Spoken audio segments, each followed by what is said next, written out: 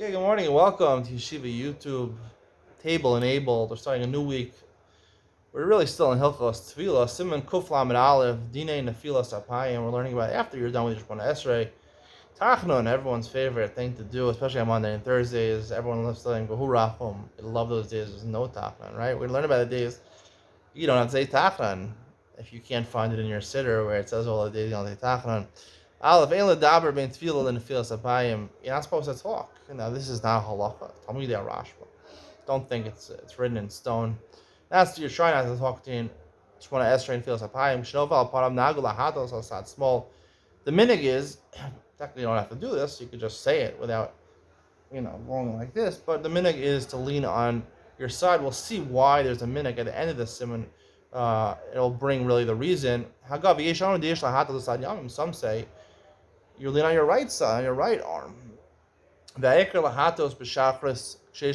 small. The minig is when you're wearing tefillin, you should on your left hand al sad yamin. Then you should lean on your head on your right arm. You shouldn't quote tefillin. You shouldn't lean your head on your tefillin. Arvis okshein lo tefillin b'smolo by mariv. It means really mincha. You don't do nefilas on maro. Okshein lo tefillin b'smolo, or you're not wearing tefillin for some reason. Yata al sad small. The ikar is lean on your left hand. Lachar shenafal al panav yakbia rosho. After you fell on your head for a paragraph, then pick up your head. Then you should say more trinos, more of what it says in the sitter, sitting up. And our minhag actually is to stand for the last part. We have a little bit of leaning, sitting, and standing. And then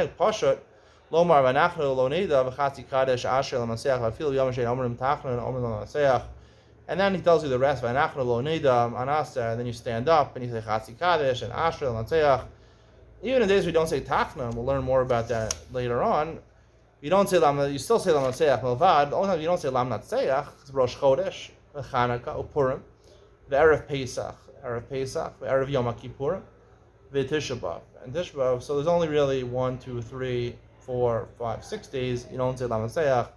If you don't know one of those 6 days, you're saying Lam Natseach, but there's a lot of days you don't say Tachna. Beis Nefilas Apayim. But technically, you're supposed to be doing it. The Beis Yosef says B'Shem Chachmei Kabbalah. Mishnah brings that Beis Yosef got it from Kabbalah. The Rivash says you could do it any way. It doesn't say it has to be sitting down or standing up.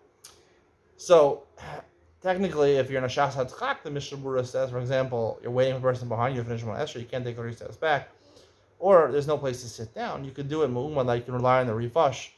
But technically, you should try to follow the Beis Yosef, like who follows the Zohar. Come on, Zohar. Zohar, we don't have to follow either. I don't know, unless you're 40 and you know what the Zohar is talking about. Most people are 40 don't know what the Zohar is talking about. If you say Payim Yushav Lam Umad, how can you show him?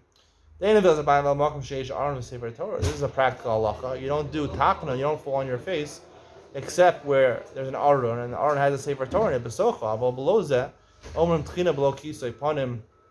If there's no Torah in the Aron, or you're not in shul, so then you can say Tachna without falling on your face. V'chein nogim, that's the minhag of Chatzer Beis HaKnesset, Batuach Beis HaKnesset. Say the doors of the shul are open. Oh, b'shash zibur nespalin, and the not really. Oh, it's when the zibur is davening. Az afilu yachad beis omer tchina b'filas apayim. Technically, according to the strict halach, even if you're very far away, the Mishnah mentions there's nothing bad smell intervening between you and the shul. Then you could fall on your face, even if you're in a house, as long as that shul has an aron with a Sefer Torah in it. But it has to be at the time when the Sibur is mispal, so it's very hard to coordinate that. So probably you shouldn't fall on your face. Gimel Einafilas Apayim Balayla. This is from the Maria Abuav. He said you shouldn't fall on your face at night. Lili Ashmoris, no Gilipal Paneim. When you do Slichos, right? The best time for Slichos, we just had Rosh Hashanah, and Slichos is the second third of the night, the last Ashmoras of the night. You're supposed to say Slichos. We don't do this. Mishabura says even from Chatzos, Halayla and on, you could do Nefilas Apayim, Shu Karov Aliyom, it's already close to the day, so therefore you could do Nefilas Apayim at that point. Dala, Nagush Halipal, Paneim, Lo Beis Aiva, Lo Beis Chasan.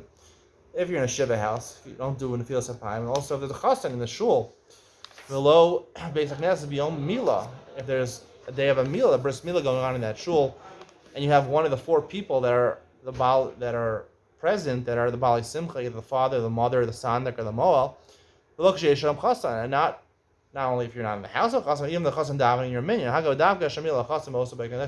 have to actually be in that shul. But if the mila is not taking the shul, even if it's a different shul, even this guy, the moel or the sandik or the father down in the shul, the mila has to be in the shul. When a chassan, obviously he already had the chassan, so if he's davening there, so then you don't say tachnun. It's only at shachas you don't say tachnun. He already had the bris milah. You would say tachnun. When it comes to a chassan, anytime shachas mincha or shachas or mincha, he's there. You don't say tachnun. The Ramah says it's only called a chassan the day that he's getting married. The day he's nechas a chuppah. We paskin even sheva brachos during a sheva brachos. He's davening a shul. You don't say tachanun. And Mishra actually says the chassan should not come to minyan, so to not preclude the sibur from saying tachanun. I guess the minhag is not to do this nowadays. We're extra from. We make sure to daven with a minyan, right? Even yarg val yavar, even if they give up your life, you rather you give up your life if it means not davening with a minyan. Haga. Hey, B'chala Mila B'tainas Sibor. This fly is bothering the heck out of me. All my 6 shiurim is bothering me. B'chala Mila B'tainas Sibor. If a Mila happens on a fast day, Mispalim Slichos v'Omrim Vidoy. So, just like any other Tainas Sibor, you say Slichos, you say Vidoy. The Ein Nofen Al Pneim. Vidoy is part of Slichos. Hashem the Megado. The Ein Nofen Al Pneim. However, nonetheless, since it's a Mila happening in that shul, you don't do Nachtachim. You don't remember Hurachim. And then to people's delight, and the Mondays and Thursdays, you say V'hurachum. This is the best when you don't say Tachlan. You also don't say V'hurachum, which is really part of Tachlan. B'shachas, I feel Makom Shenagu La'omrom Beloza. Even a place where they would say V'hurachum, there's places actually on the minute say V'hurachum on any fast day, even if it's not Monday or Thursday. We don't have this minute, but I feel bad for those places. Nonetheless, if there's a Mila going on, you wouldn't say it. Vav Nagu Shalipal Paneim Betu B'Av V'lo Betu B'Shvat. Tu B'Av and Tu B'Shvat are happy days. You don't say Tachna the Rosh Chodesh. Not Rosh Chodesh. V'lo Mincha Shalfanav. This is an important halacha. The Mincha right before Rosh Chodesh. V'lo B'Chanukah. V'yisham Regav Mincha Shalfanav V'cheinog. Basically, any day we don't say Tachna and the Mincha before you don't say it. Also, the Purim Einofin Al Paneim Purim also you don't do Tachna. B'Lag Ba'Omer Einofin. The Ramah says V'Erev Yom Kippur Einofin. V'Erev Rosh Hashanah V'ilo Shachras. Erev Kippur and Erev Rosh Hashanah are unique in that they're a little bit like a Yom Tov in the fact that even a Shachris you don't. However, the Mincha before Erev Rosh Hashanah, Erev Yom Kippur, you would say Slichos, you would say Tachnan. Zayin, Minhag Pasha Shalipal Paneim Chol Chodesh Nisan. The whole Chodesh Nisan, the halacha being most of Nisan, you don't say Tachnan because until the first 12 days is read Parshas Nisim, and then Pesach is considered to be you don't say it's a Yom Tov, so you don't say Tachnan. So most of Chodesh Nisan, you don't say Tachlan, so the rest of you don't say Tachlan. Also, a little bit Tisha B'Av. Tisha B'Av is also called a Yom Tov. A little bit in Yom Kippur or Sukkot, and between Yom Kippur and Sukkot, you also don't say Tachlan.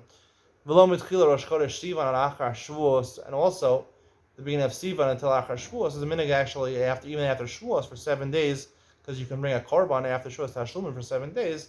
So therefore, basically half of the month of Sivan you're not saying, and also I think the minhag after Sukkot until Rosh Chodesh Cheshvan is also not to say.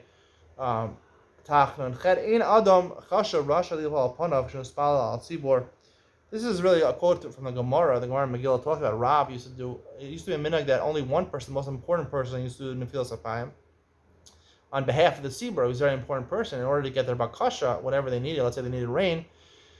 So he shouldn't, if he's an important person, he shouldn't do Nefilas Apayim al Tzibur Elim Kenu Batuach Shiana Kishup unless he's assured that he's going to be answered and the rain will fall.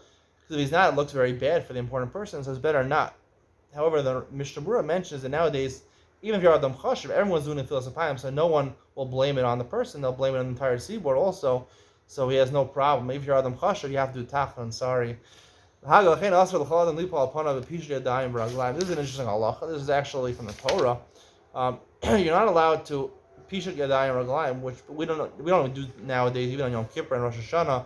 Basically means to prostrate yourselves on the floor, lie down completely on the floor, extending your hand and feet. The minhag is not to do that. Afilim ein sham even maskes. Technically, the answer in Torah is that you're not allowed to bow down on even maskes, which is a stone floor. Do pishat yadayim raglan. That's the answer in Torah. The only time you're allowed to do it is in the Beis Hamikdash, right? Anywhere outside the Beis Hamikdash on a stone floor, which is like the Beis Hamikdash, and it's also midoraisa to do that. Aval im no texas al sido mutter, so it became a chumrah that even if it's not, it's a carpeted floor. We'll see. I'm going to talk about an Ian Talina about a tiled floor, which is very common here. They have tiles over here. A tiled floor, technically, I'm going to explain, is not like a stone floor. Nonetheless, we're machmir midrabanan not to do bichur yadayim, even if it's not a stone floor outside the Beit Hamikdash. No texas, I'll see the mutter. However, if you want to do bichur yadayim raglayim on a non-stone floor outside the Beit Hamikdash, it's mutter if you lean a little bit on your side. Ancient even mask, it's not stone. Apparently, the minhag was to do bichur yadayim raglayim, to completely prostrate themselves on Yom Kippur. You should lean a little bit. In Yatziu Sham Asav, again, he gives a different aids. The Ramah says you can put something down on the floor, which is the minhag now in Klal Yisrael. On Yom Kippur, everyone takes a garbage bag or something like that, or paper towels, and they put them down. Really, this is a big chumrah. I find it funny when people bring like towels. Like now it's become like a thing. Which color? Which you bring your fanciest towel? It's like a mitzvah hayom to bow down on the floor.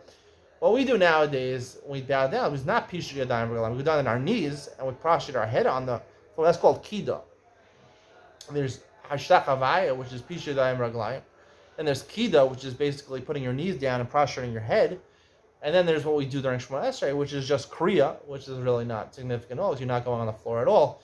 When it comes to Kida, right, technically there's no Isser, even outside the base of the Mikdash, even on a stone floor, Kida is not Isser. Kida is not Asr. If you want to be machmir with Kida, so that would be on a stone floor. If it's not a stone floor, there's no reason to be machmir.